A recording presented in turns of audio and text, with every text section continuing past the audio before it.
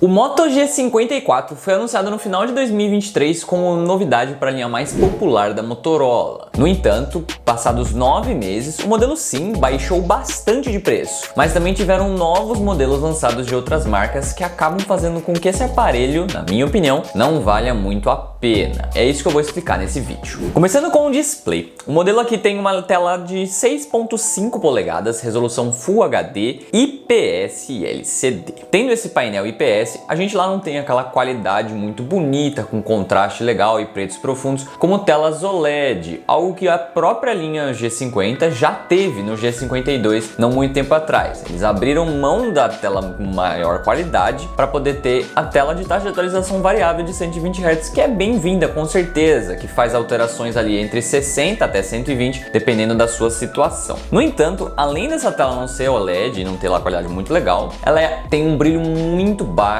mesmo para um padrão simples como esses Moto Gs, no qual o aparelho não chega nem a 600 nits. Ou seja, em uso interno você não vai ter muito problema, mas sim, se você tiver num uso externo, num dia ensolarado, vai ser difícil de enxergar a tela. No mais, completando o multimídia, a gente tem sim pelo menos suporte HDR10+, e som estéreo. No quesito de construção, nada muito especial, com plástico na lateral e na traseira. Inclusive na traseira a gente tem esse acabamento que eles chamam de couro vegano, que é muito confortável na minha opinião, e até bonito também, com várias cores e tudo mais. Passando para o desempenho, aqui a gente tem um pequeno parênteses primeiramente. Tem duas versões bem diferentes desse modelo, no qual tem a versão simples de 4 GB de RAM e 128 GB de armazenamento interno, e essa versão que nem a que eu tenho aqui, que é de 8 GB de RAM e 256 GB de armazenamento interno. Ambas atreladas ao processador Dimensity 7020, que tem ali um desempenho assim, eu diria bem decente para a faixa de preço, chegando ali próximos aos 450 mil pontos no Antutu. A questão é,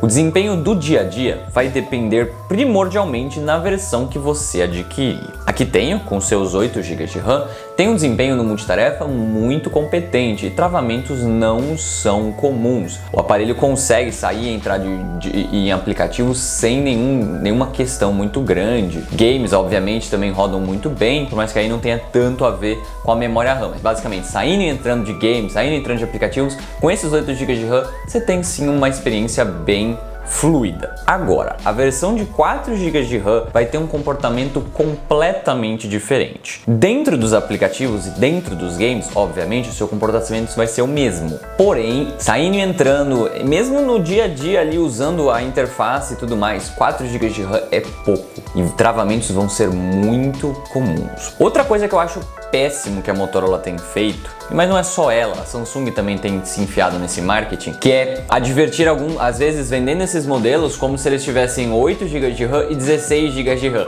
no qual eles escrevem lá que o aparelho tem suporte ao RAM Boost lá, que eles chamam. Mas assim, pra gente entender isso, basicamente o que eles estão fazendo? Usando memória swap, que é uma coisa muito comum em PCs Windows e nos últimos anos chegou para os smartphones, no qual basicamente você usa um pouco o seu armazenamento como memória RAM, para quando você tá cheio de aplicativos e tudo mais, rodando em background, e que você precisa de mais memória RAM para poder deixar eles um pouco abertos. A questão é que armazenamento, principalmente em aparelhos mais simples, é muito mais lento que memória RAM, então não substitui uma coisa a outra. Então é muito injusto você chamar o aparelho de 4 GB de RAM com 8 GB de RAM. Não tem um comportamento igual, nem perto, do que um aparelho de fato com essa memória. Seguindo para as câmeras, aqui a gente tem um setup bem simples. A principal tem 50 megapixels com abertura 1.8, com padrão, na verdade, ela consegue juntar 4 pixels em um, resultando ali em uma foto de 12.5 megapixels. E olha, essa lente principal, principalmente por conta de ter estabilização ótica de imagem, tira fotos muito decentes na minha opinião. Ela tem apenas uma certa lentidão para tirar foto. Você tira, às vezes parecendo que vai ficar com uma dualidade X, aí ela tem um certo tempo de processamento e aí na galeria aparece uma foto com uma qualidade até um pouco diferente, melhor, claro, mas demora um pouco para ter esse pós-processamento, que não é muito ideal, principalmente quando você está tirando foto e tudo mais rapidamente, mas pelo menos no resultado final é sim bem decente. No mais, nada de ultra-wide ou zoom, infelizmente. Esse modelo aqui tem 2 câmeras traseiras apenas e a segunda é uma lente muito simples macro de 2 megapixels com uma qualidade bem baixa. A frontal tem 16 megapixels com abertura 2.4 e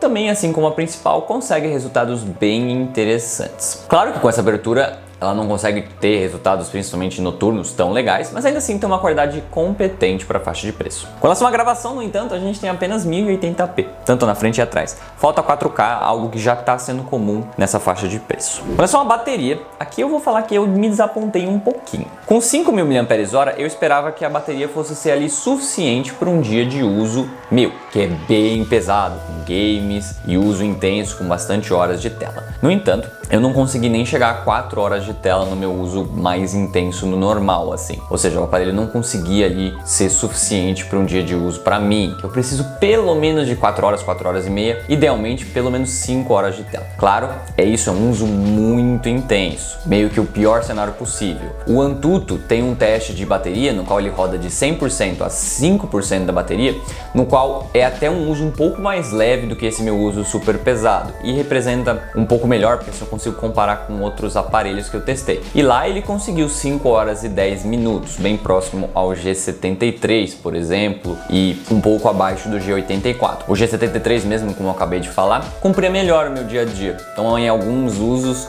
o G54 aparentemente gasta mais bateria. Mas enfim, é uma bateria decente e só não vai durar um dia inteiro se você abusar muito como eu. Se não, é provável que sim, um dia de uso seja tranquilo. O carregador novamente também me decepcionou um pouco, pelo fato de o G73, por exemplo, vem com carregador de 30 watts, enquanto que esse G54 vem com apenas 20 watts, que demora bastante para carregar um aparelho como esse. Antes de falar dos concorrentes e do preço e do porquê eu não acho que vale a pena, eu quero falar só alguns outros importantes detalhes. No quesito de extras, o aparelho ainda tem uma entrada P2, algo que cada vez está ficando mais raro, mesmo nessa faixa de preço. No mais, também a gente tem um sensor de impressão digital na lateral, não é dos mais rápidos nem dos mais tecnológicos, mas cumpre o trabalho. E também a gente tem Wi-Fi 5 GHz, nada de Wi-Fi 6, tudo bem até nessa faixa de preço, Bluetooth 5.3 e NFC, algo muito bem-vindo e funciona muito bem aquele para usar o Google Wallet, né, para usar para pagamentos. Eu testei bastante nessa parte. Além de também a gente ter 5G. No quesito de software, o aparelho foi lançado com Android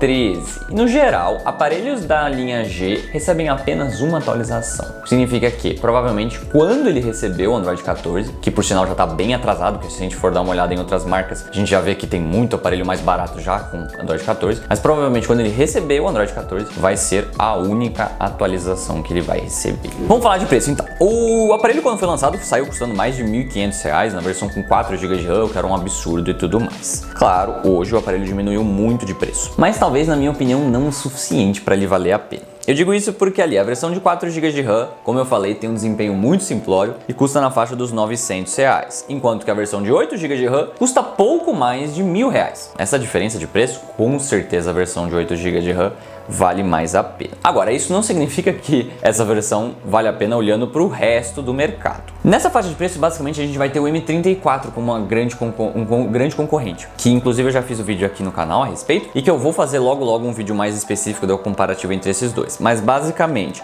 o M34 vai ter um pouco mais de memória RAM, 6 GB, ou seja, não tão fraco quanto o 4 GB de RAM, mas não tão fluido quanto os 8 GB. Mas ele vai ter tela muito melhor, Super AMOLED, com brilho muito mais alto, bateria muito melhor, com 6.000 mAh, software mais atual, além de ser um software que vai receber muito mais atualizações. Além de também, na minha opinião, câmeras um pouquinho mais decentes, mas claro que aí vai do gosto. Ambas são muito competentes, mas o M34, principalmente pelo fato de ter uma ultra-wide que disponibiliza uma usabilidade bem legal, eu prefiro. Agora, sim, se você preferir manter-se na Motorola, eu ainda assim não acho que o G54 tem o melhor custo-benefício possível. Isso porque o G73 às vezes aparece em promoções por preços parecidos, vai ter um desempenho um pouco melhor, bateria um pouco melhor, como eu falei, sempre 8 GB de RAM e no geral um aparelho um pouquinho melhor, e foi lançado com o mesmo Android 13, então provavelmente vai receber o mesmo Android 14, então não é porque ele é um pouco mais velho que ele vai receber menos software, nem nada do gênero. Agora sim, o G73 às vezes é um pouco difícil de encontrar por ele ser um pouquinho mais velho, mas o que a gente encontra com facilidade por um preço apenas um pouco mais alto é o G84, que vai ter uma tela bem melhor, bateria melhor, câmeras melhores, no geral, como eu falei, um aparelho mais completo. Ou seja, o G54, para valer a pena, precisa ficar bem mais barato que esses aparelhos. Bem mais barato que o G84, mais barato que o M34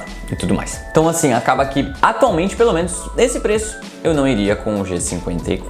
Mas é isso, eu espero que vocês tenham gostado do vídeo. Se vocês gostaram, não se esqueçam de tapar aquele joinha e de se inscrever no canal para não perder mais conteúdos como esse. Mas eu vou ficando por aqui.